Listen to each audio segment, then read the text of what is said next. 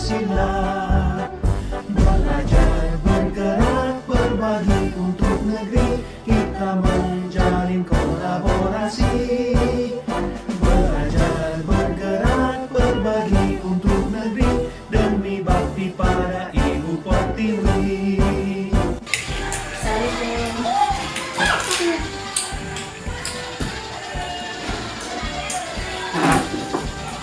Bapak,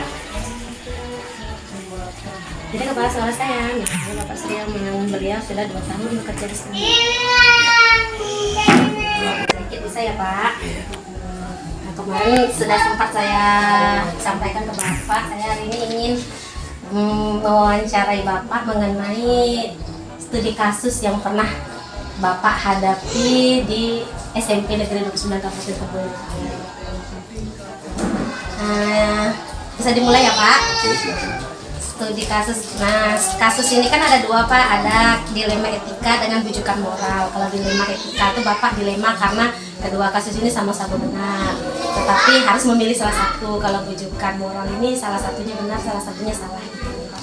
Kira-kira hal apa yang pernah Bapak hadapi dan Bapak ambil keputusannya? Yang pertama tentang dilema etika. Untuk permasalahan dilema etika, karena ini lebih cenderung kepada sifat subjektif atau sifat psikologis juga, dan jarang-jarang terjadi ada penafsiran yang dapat kita ambil dari aturan yang ada. Kalau untuk di sekolah kita ini yang berupa dilema etika itu adalah kondisi di mana kita harus membuat sebuah kebijakan yang berhubungan antara sinkronisasi guru sebagai pelaksana tugas dengan eksistensi mereka juga sebagai orang tua dari anak-anak mereka. Harus bagaimanapun mendapatkan kepentingan umum daripada pendidikan.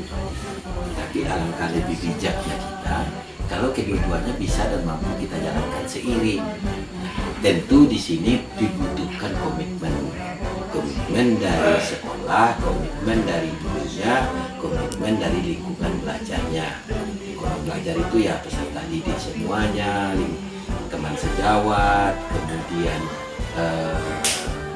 warga masyarakat yang juga ada di dalam lokasi sekolah kita seperti orang kantin kan gitu kan. Nah, jadi di sini yang harus kita mainkan lagi adalah dari sisi etikanya. Jadi dari sisi etika itu maka saya mengambil kebijakan kalau itu hal-hal yang demikian yang bermasalah, hal-hal yang demikian, maka kita kembalikan kepada yang norma kepatutan. Ya, jadi solusi bagi saya itu adalah norma kepatutan. Artinya apa? Norma kepatutan itu alangkah lebih baiknya ya, 2 sisi yang sebenarnya itu sama-sama baiknya itu dapat kita jalankan seiring dengan tetap memperhatikan ya mungkin hal itu berupa hak kita ya, itu hak kita dapat kita jalankan kalau kita juga bisa mau memperhatikan dan mengakui hak orang lain gitu. Nah, inilah yang harus kita sinkronkan ya, harus kita sinkronkan. Untuk dilema etika ya, kalau bujukan moral Pak? Kalau bujukan moral itu yang saya hadapi dalam hal tugas di SMP Negeri 29 ini, yaitu tentang penataan ataupun pengkondisian lingkungan belajar kita ini. Hanya dengan membuat aturan, kemudian membagi tugas, kemudian juga memantau, kemudian juga memberikan semacam sanksi kalau tidak dilaksanakan. Ya, kalau ada yang mampu dan bisa mengikuti alur kebijakan yang saya buat itu, maka akan saya beri reward berupa insentif ataupun akomodasi yang mereka butuhkan untuk melaksanakan tugas kepedulian yang terhadap lingkungan tadi.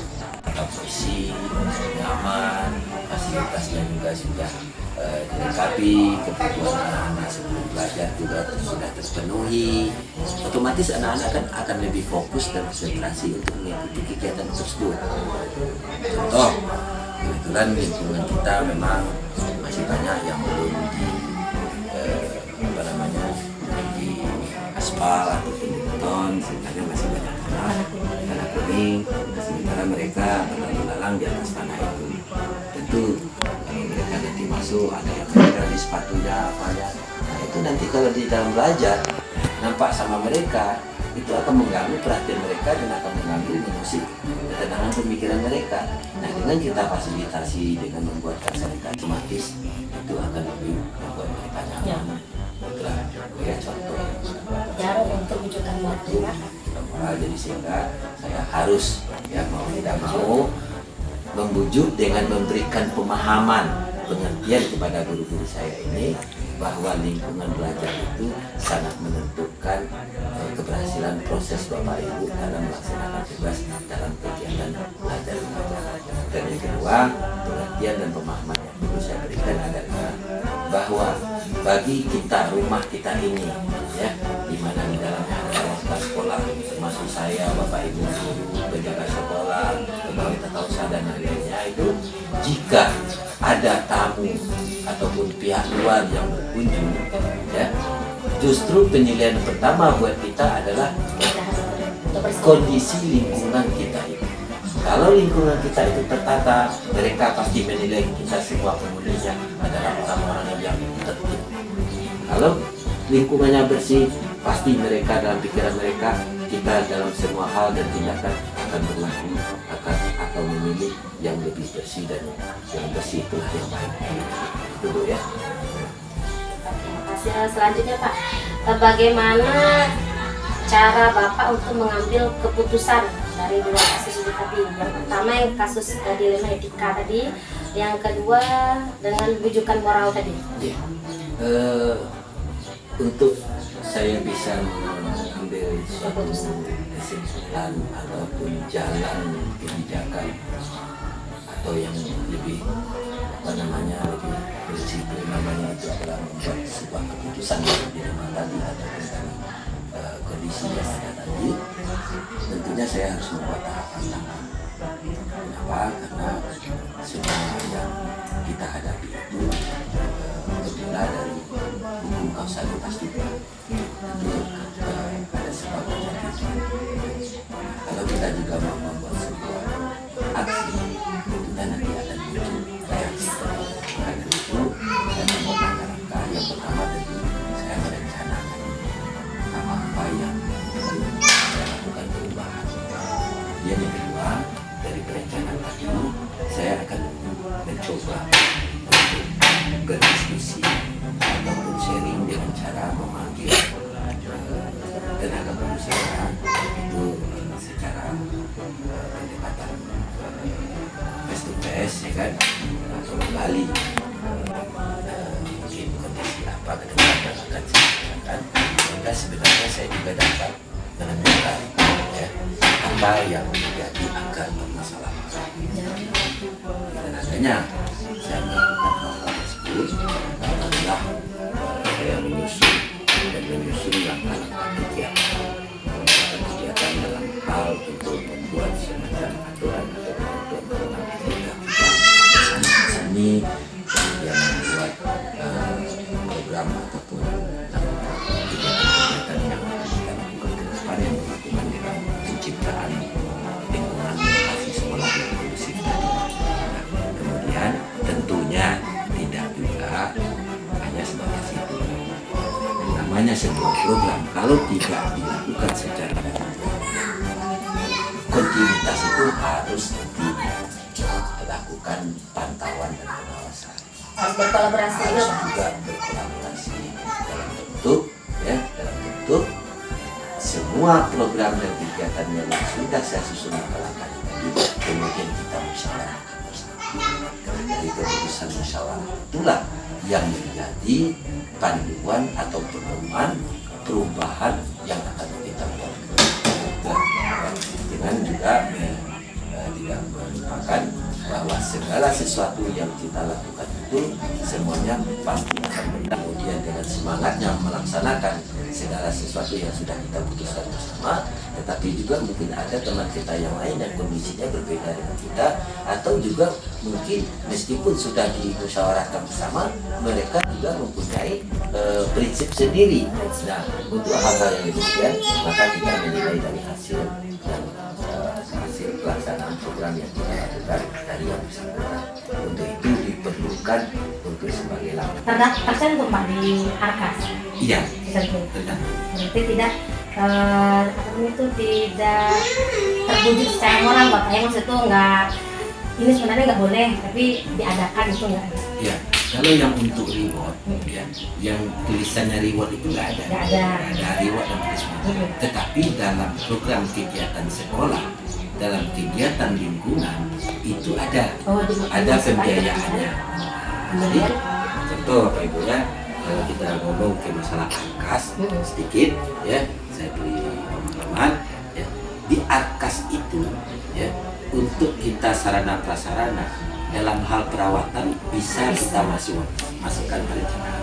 Tetapi yang bisa kita masukkan adalah apa-apa saja material dan kebutuhan yang kita butuhkan.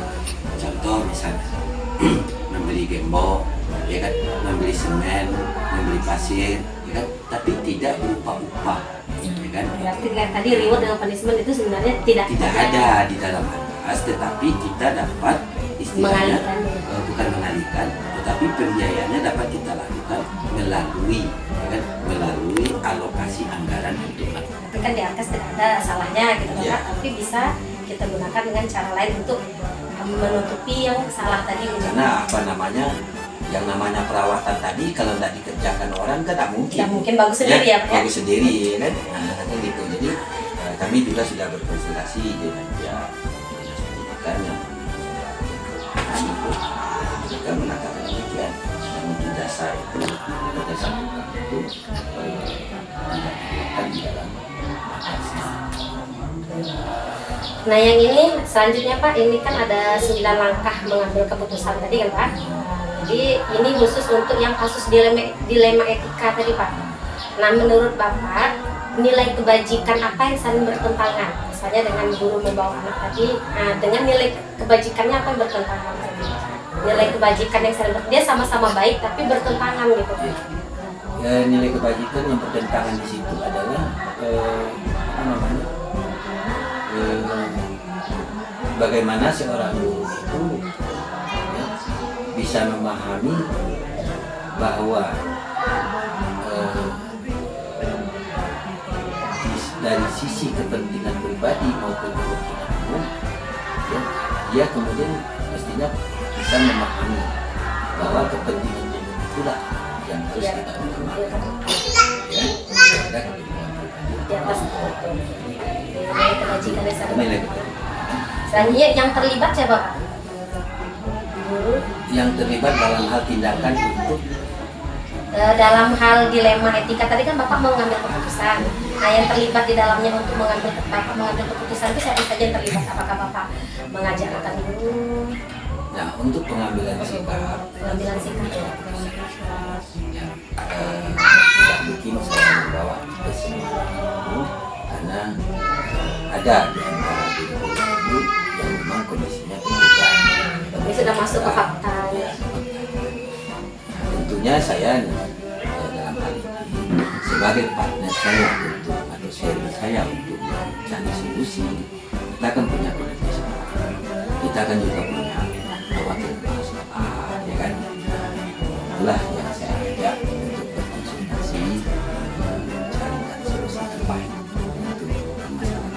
Nah untuk menguji keputusan Bapak ini benar atau salah, kita uji legalnya dulu Pak. Ini kan ini 9 langkah ini memang sudah sesuai dengan yang ada di dalam aturannya ya Pak. Untuk menentukan uji legal, apakah di dalam keputusan dalam apa namanya kasus tadi itu dalam Bapak mengambil keputusan, apakah ada dasar apa uji legalnya Pak, melawan hukumnya gitu? Ya, kita ambil contoh lah.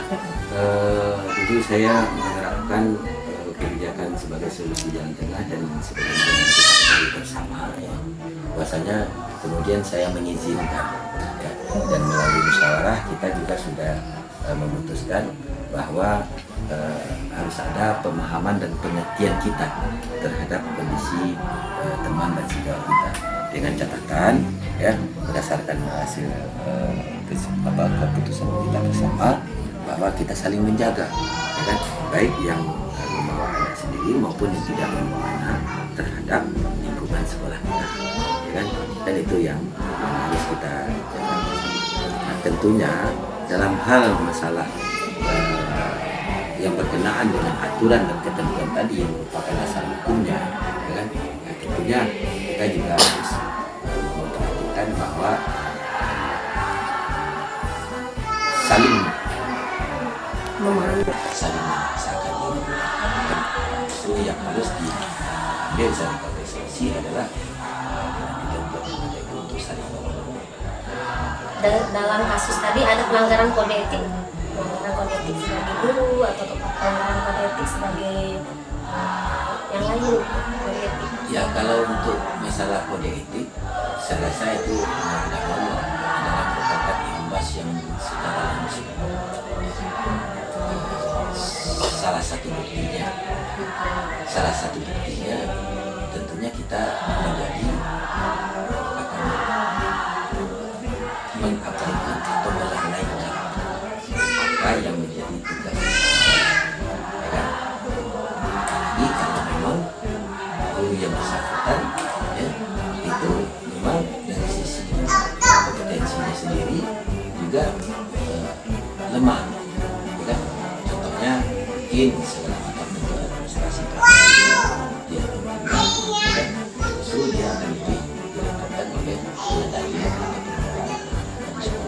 atau itu yang menjadi pelanggaran, yaitu akhirnya mau tidak mau ya kalau diberikan kepada mereka itu dua pilihan, pasti mereka akan memilih anak mereka. Berarti kalau etik untuk menekankan Profesionalitas gurunya. profesionalitasnya tadi jadi untuk Jika keputusan yang Bapak ambil seperti tadi kan, lalu terpublikasi ke media sosial, apakah perasaan Bapak perasaan Bapak nyaman atau tidak?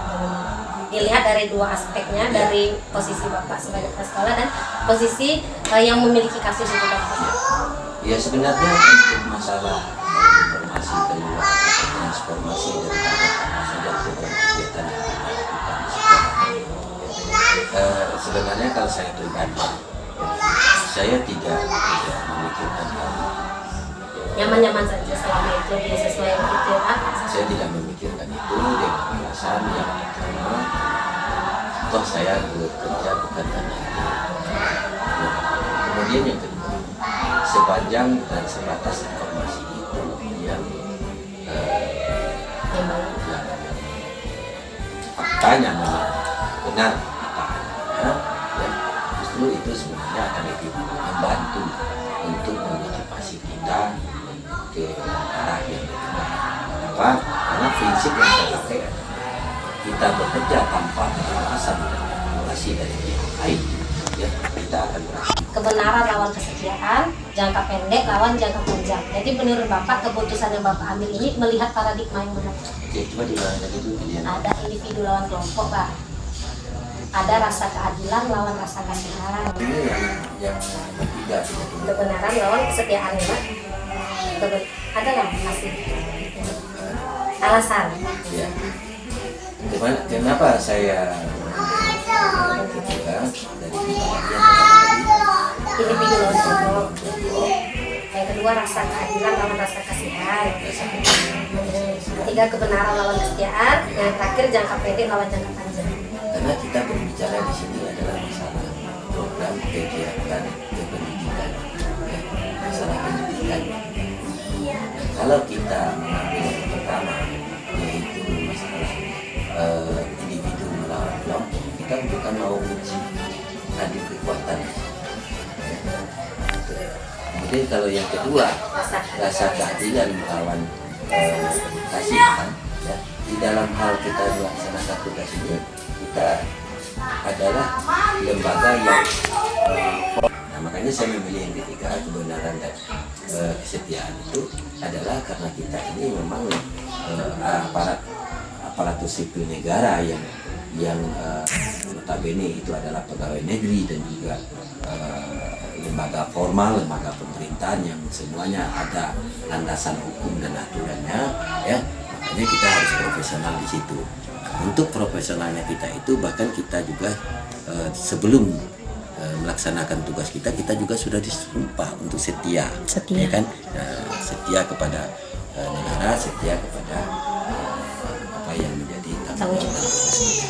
Itulah makanya lebih tepat bagi saya adalah kebenaran itu yang kita maksudkan kepada aturan undang-undang yang ada, dan kesetiaan itu adalah apa yang sudah menjadi komitmen kita dari awal sebelum kita melaksanakan tugas.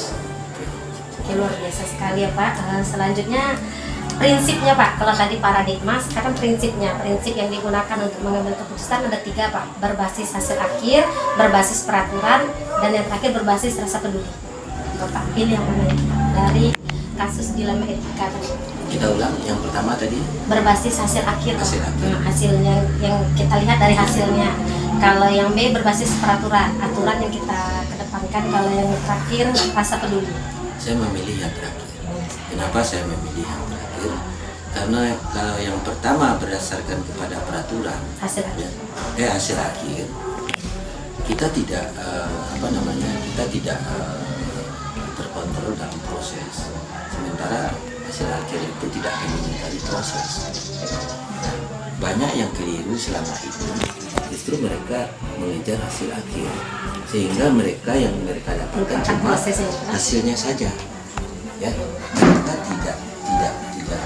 tidak bertambah kompetensinya, tidak bertambah keahliannya, tidak bertambah pengetahuannya tentang bagaimana dia mendapatkan hasil.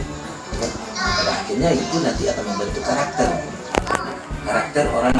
Seorang guru menambah jam di sekolah lain ada nggak? Kalau tata cara nggak ada kan? Mestinya kalau yang namanya peraturannya ya harus diatur semua.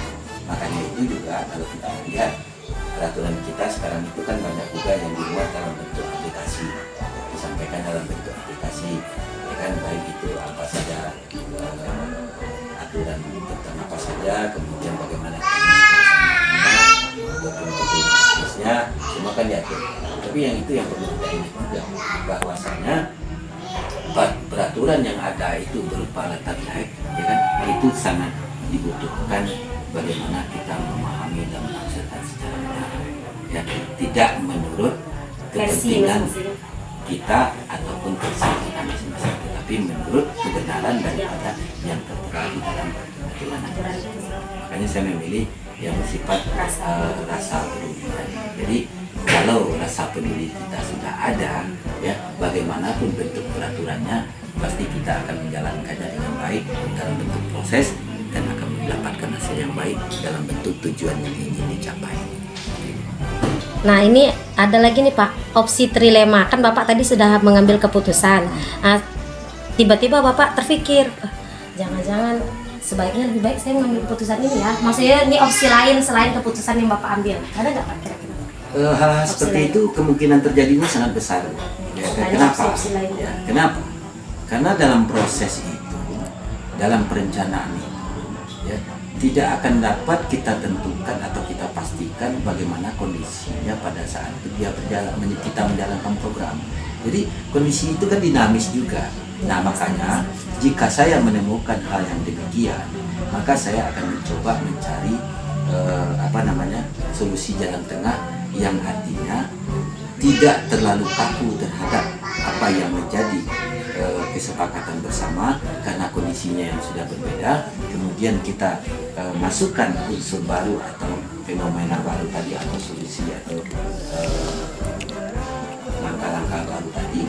Yang penting adalah permasalahan itu tetap kita buka kembali kepada forum dan kita makanya perlu jadi robot. Kan bukan robot Pak. Saya bukan robot. Kita menjadi robot. Kita harus sesuatu karena tidak selalu statis ya Pak. Ya, seperti Ibu juga pahami bahwasanya saya semenjak di sini kan sudah melazimkan juga, sudah juga istilah yang saya pakai yang selama ini yang kita kenal dalam Bapak dalam mengambil keputusan itu Pak? Tantangan dalam mengambil keputusan yang biasanya itu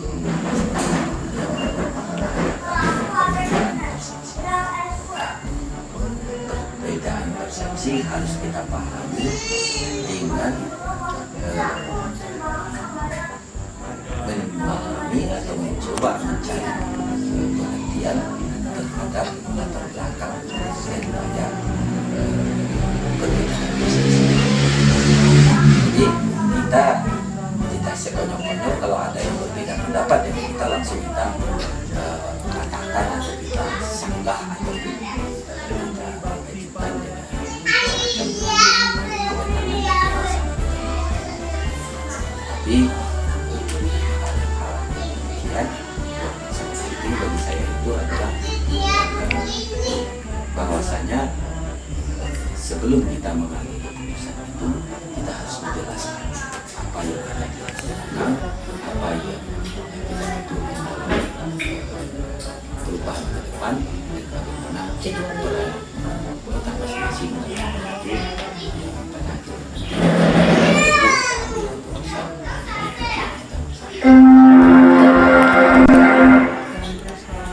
Jika ada masalah atau kasus dilema etika nih Pak, misalnya ada terjadi yang selain yang tadi ya Pak, misalnya ada hal lain lagi, tiba-tiba terjadi kasus itu Bapak langsung menyelesaikannya, apa ada terjadwal di Bapak konsep misalnya? Apa langsung Bapak hadapi saat itu juga? Karena ini berhubungan dengan etika, ya. Kita tidak bisa spontanitas, ya. Kecuali kita mengerjakan sebuah pekerjaan yang konkret, ya kan, misalnya membuat pagar gitu kan. Nah, kemudian jadi kesalahan bentuk yang lalu kepada semacam etika kita kan itu kan. Nah itu bisa langsung kita robah, ya kan. Tapi kalau yang namanya masalah atau kasus yang misalnya manusiawi ini, ya, kita sebelum mengambil keputusan itu memang harus mempelajari dan memahami dulu. Ya, kita harus bisa mencari faktor apa sebagai penyebab, dan kemudian kita harus mencari solusi apa yang tepat. Nah, dulu saya jelaskan sekali lagi, semua kita ini berbeda. Maksud itu ada nggak Pak faktor atau seseorang yang membantu Bapak mengambil keputusan? Kalau dikatakan seseorang tidak ada, tetapi kalau pengalaman banyak, ya, pengalaman yang dihadapi. Jadi faktor pengalaman ya Pak, faktor pengalaman.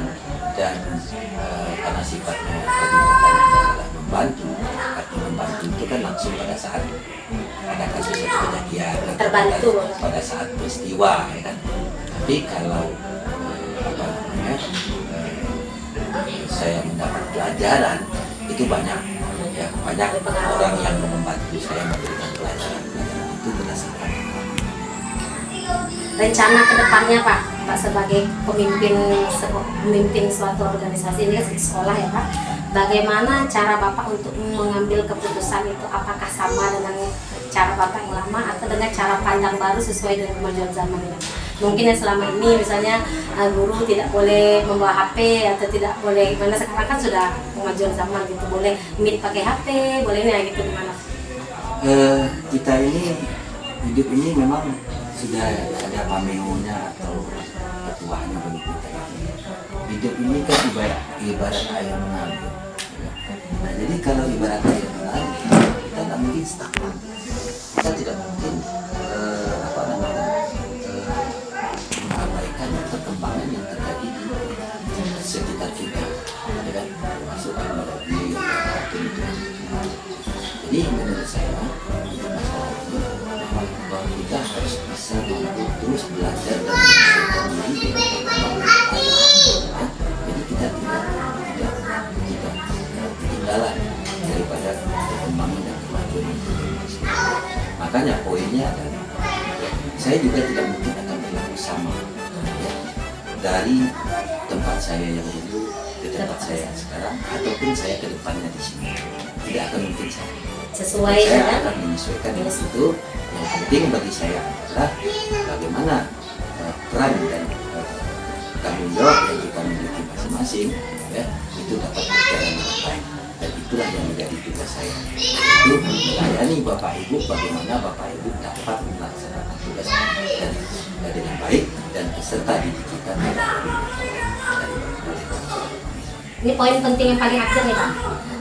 Kan kita tadi belajar mengambil keputusan sebagai pemimpin Pak. Nah, kita bagaimana bisa mengukur efektivitas atau ketepatan pengambilan keputusan kita. Oh, ini keputusan ini sudah tepat. Kita mengukurnya gimana Pak sebagai pemimpin? Kalau bagi saya pribadi, saya mengambil sebuah keputusan, kemudian saya menilai keputusan saya ini tepat atau berhasil. Itu pada saat saya mengambil keputusan itu jelas berdasarkan, ya kan? Karena apapun. Jadi saya ulang ya Pak, untuk mengukur efektivitas apa berarti Bapak mengukur ketepatan pengambilan keputusan Bapak itu dilihat dari hasilnya Pak ya, yaitu tercapai atau tidak tujuan dari yang Bapak menyelesaikan masalah Melalui proses yang kontinu.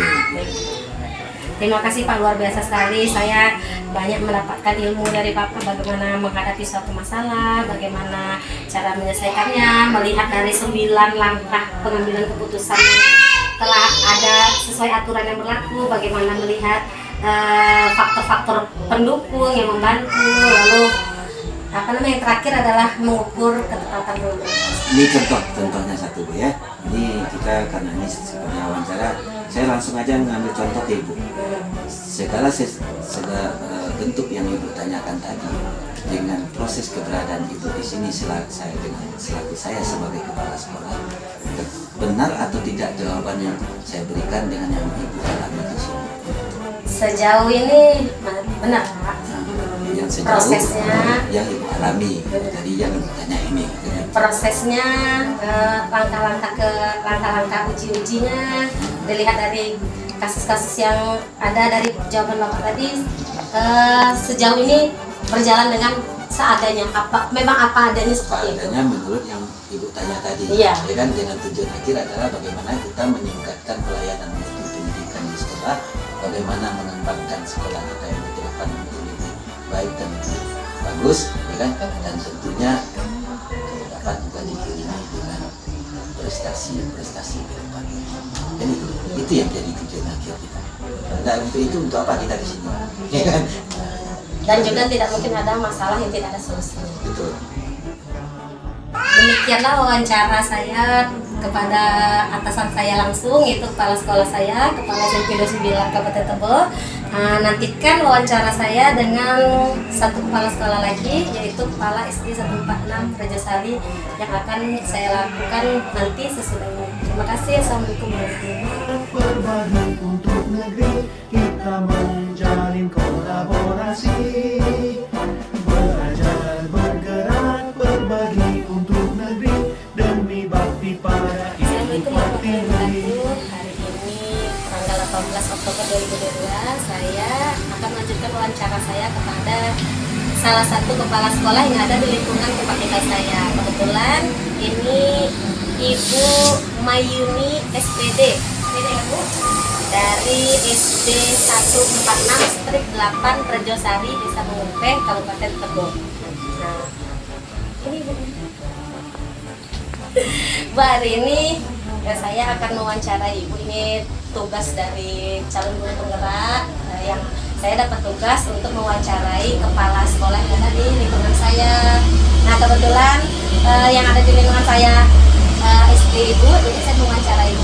Ibu bersedia? Nah, silahkan mengikuti wawancara saya ya. Oke Ibu, wawancara kita hari ini Bu tentang kasus dilema etika sama rujukan moral. Nah, dilema sebagaimana kita tahu, dilema etika ini kan suatu kasus Ibu sebagai kepala sekolah menghadapi situasi yang benar-benar kalau rujukan moral itu benar salah. Bisa Ibu ceritakan sedikit yang tentang yang pertama aja dulu Bu, yang benar-benar ya, dilema etika tadi. Ada nggak kira-kira Ibu pernah menghadapi kasus dan mengambil keputusan kasus tersebut? Pernah terjadi di SD saya, yaitu istilahnya ya, kita sebagai manusia itu selalu mempunyai musibah. Jadi guru ini dapat musibah orang tuanya sakit, jadi dia harus ngajar, dia harus masuk nih karena dia wali kelas ya. Dia wali kelas, jadi minta izin dengan saya dia ya saya sebagai manusia biasa tentu juga mempunyai jiwa sosial. Makanya saya ambil keputusan untuk ibu boleh saya kasih izin, tapi dengan syarat kalau orang tuanya sudah ada sehat atau agak mendingan, jadi dia harus datang sekolah. Jadi guru yang masuk saat itu guru piket. Guru piket, dialihkan guru piket. Seandainya kalau 2 kelas guru yang berhalangan, saat itu kami piket 3 orang dalam 1 hari. Jadi dilemanya tadi ibu, dilema mau memberikan dia izin, tapi dia ini juga ada orang tua yang sakit ya. Tapi tetap ada solusi, ada guru piket mengerti ya. Kalau yang bujukan moral, kira-kira nih yang kegiatan ini ibu mengambil keputusan sesuatu yang benar, tetapi dengan cara yang sedikit salah. Seperti ini, dicontohin aja Bu. Iya. Saat latihan pramuka ya. Saat latihan pramuka, pas waktu kemarin ini ada perkemahan yaitu LT2. Ya, Kami kan harus melatih, yang guru-guru itu melatih. Jadi keputusan saya kalau dari keputusan Pergub, yaitu kalau transport di dalam kecamatan 30.000. Ini karena guru saya ngajar dari jam 1 sampai jam 5, jadi dia 5 sore, makanya saya ambil keputusan 50.000. Nah, nanti dialihkan yang 20.000 itu untuk latihannya untuk latihan yang lain di dalam laporannya gitu dalam ya. laporan. Padahal kalau sebenarnya hanya 30.000. Hanya 30.000, cuman ya jauh lagi. Bensin naik ya Bu ya, minyak. Iya, minyak naik, ya dia pun nggak bawa nasi gitu kan. Jadi itulah yang bisa saya bantu. Luar biasa sekali Bu. Kegiatan kasus rujukan moral itu memang sering terjadi di sekolah-sekolah ya Bu ya. Itu pasti terjadi. Nah, tadi Ibu juga sudah menjelaskan bagaimana mengambil keputusan dari 2 kasus tersebut. Nah, kalau kali ini saya ingin mengangkat kasus yang dilema etika itu Bu. Nah, saya luar biasa sekali, memang ini sering juga terjadi sama saya pun juga seperti itu. Kita manusia biasa, pasti pernah sakit, suami sakit, anak sakit kan. Ya, sebagai pimpinan itu sudah mengambil langkah yang terbaik karena memberikan izin dan digantikan oleh guru piket. Tapi kita lihat dari 9 langkah keputusan ini Bu, kira-kira dari hal yang dilema etika tadi, apa nilai kebajikan yang saling bertentangan Bu dari yang keputusan Ibu ambil tadi? saling bertentangan yaitu masalah Tanggung jawab dan kesetiaan nggak kira-kira ya? iya tanggung jawab dan kesetiaan. Nah, dia tanggung jawab. Dia bertanggung jawab, Iya. tapi ibu dia juga harus setia dengan keluarganya gitu Iya. ya. Siapa saja yang terlibat berarti otomatis guru Iya, yang bersangkutan ya. istilahnya warga yang akan mendidik yang ada di sekolah. Terutama guru piket yang menggantikannya tadi. Iya. Selalu ada itu Bu standby guru piket itu. Itu kan dia 3 orang. Jadi kalau 3 orang misalkan kalau 1 berhalang yang 2 masih ada. Oh, masih ganti. ada berarti. Iya, masih bisa mengganti. Iya, berarti memang selalu standby gitu ya Bu. Iya. Istilahnya kalau ada saling berganti ya, saling mengisi Saling kekosongan. Lalu kita uji benar salahnya nih Bu. Kira-kira Bu enggak, sebelumnya fakta apa saja yang ada, berarti fakta-fakta yang ada berarti guru itu memang guru di sekolah itu guru tetap ya Bu? Iya, Guru tetap, guru kelas. guru kelas tetap. Dan dia juga keluarganya sakit tadi itu ya Bu, Iya, dalam faktanya iya. dan nggak ada guru piketnya, itu fakta-fakta yang ada. Nah, kita uji benar salahnya Bu. Kira-kira menurut Ibu ada melanggar hukum nggak Ibu membuat keputusan seperti itu? Kalau bagi ibu prinsip ibu ya, yang penting anak itu istilahnya belajar, kan kita nggak melanggar hukum, belajar dia tetap belajar ya, ya. tetap belajar, apalagi anak yang jauh-jauh datang datangnya nggak belajar di sekolahan, jadi kan apa rasanya kekecewaan bagi murid-murid. Makanya ibu ambil keputusan, rasanya itu nggak ada melanggar Nggak hukum melanggar ya. hukum. Memang tentunya kalau kita lihat dari deliknya nggak ada hukumnya di situ ya Bu ya. Iya. Sah-sah saja karena kan tidak ada juga guru tidak masuk sekolah itu melanggar hukum kan nggak ada. Iya. Aturannya ya Bu ya. Kode etik, apakah itu melanggar kode etik seorang guru? tidak Tidak. Kecuali guru melakukan kekerasan ya. iya. Apakah ada yang salah dalam kasus ini? Rasanya enggak. Tidak ada yang salah ya. Karena guru itu melakukan kebenaran juga karena merawat orang tuanya yang sakit ya. bukan suatu kesalahan. Betul. Lanjut.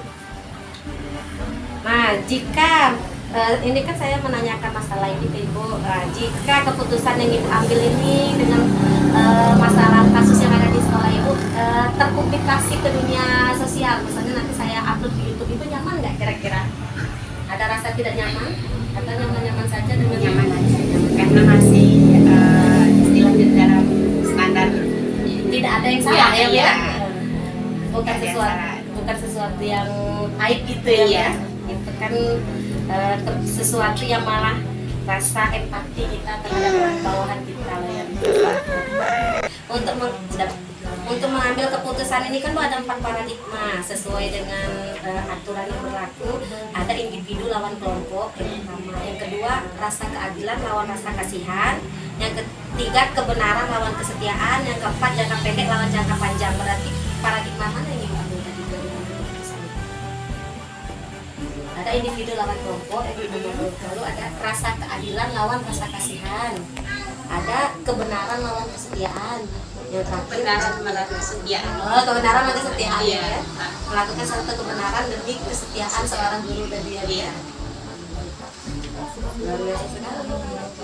Prinsip lalu dalam menghadapi kasus ini ada prinsipnya, ada 3 prinsip. Kira-kira Ibu ngambil yang mana? Yang pertama berbasis hasil akhir, yang kedua prinsipnya berasas peraturan, yang terakhir berbasis rasa peduli. Ibu pakai Berbasis hasil akhir.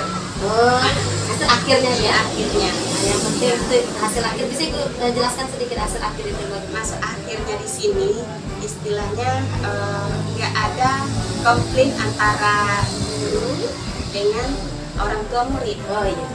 Tidak ada konflik antara guru sama guru. Nah ya, karena ada guru piket. Kan ada guru piket. Tidak ada iri-irian. Iya. Ya. Udah ada tugas masing-masing. Terus juga wali muridnya tidak merasa Dirugikan. anaknya dirugikan, Iya. tidak masuk gurunya. Iya, anaknya tetap belajar. Lalu ini ada tidak opsi trilema? Maksud opsi trilema di sini Bu, Ibu saya sudah mengambil keputusan seperti itu, tiba-tiba sampai di rumah Ibu ada berpikir gimana kalau kira-kira keputusan saya ambil tadi seperti ini saja, misalnya gitu. Ada opsi pilihan lain atau ini memang pilihan yang terbaik, keputusan yang terbaik? Ini ya Bu, kalau masalah keputusan itu di dalam rapat sudah saya Oh, rapatkan. sudah dapat. Nah, jadi seandainya guru yang ada berhalangan, bagaimana caranya itu udah keputusan rapat kami. Jadi ada guru piket, ada guru pengganti istilahnya. Berarti itu keputusan memang sudah diambil secara musyawarah Musyawarah, bersama-sama dan iya. disepakati ya Bu ya? Iya, enggak keputusan Bukan sendiri. keputusan sendiri. Bukan. Nah, berarti kita refleksi nih Bu dari 9 lah. Kan dengan TK.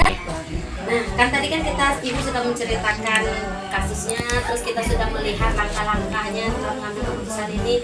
Ya, sekarang kita sama-sama merefleksi Bu, kira-kira sudah sesuai belum keputusan yang Ibu ambil dengan kasus ini dengan langkah-langkah yang kita jalankan seperti ini. Ayo Bu.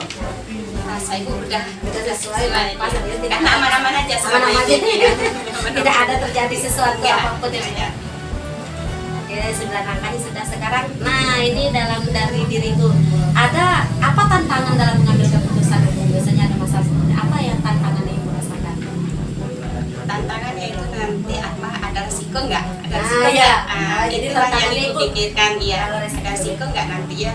Jadi nyatanya udah hari ke hari rupanya nggak ada Nggak ada resiko. resiko. Iya. Yang penting kita saling bekerja sama Iya. ya.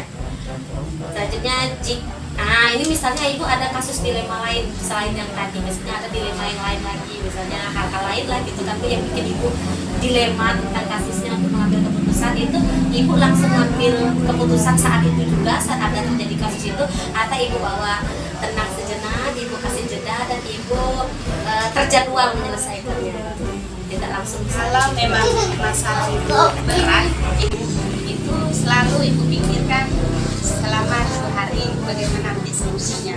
jadi tidak langsung Nggak langsung putus nggak. saat itu ya. Pikirkan dulu ya. Nanti ada nggak efeknya ini? Ada resiko di belakangnya.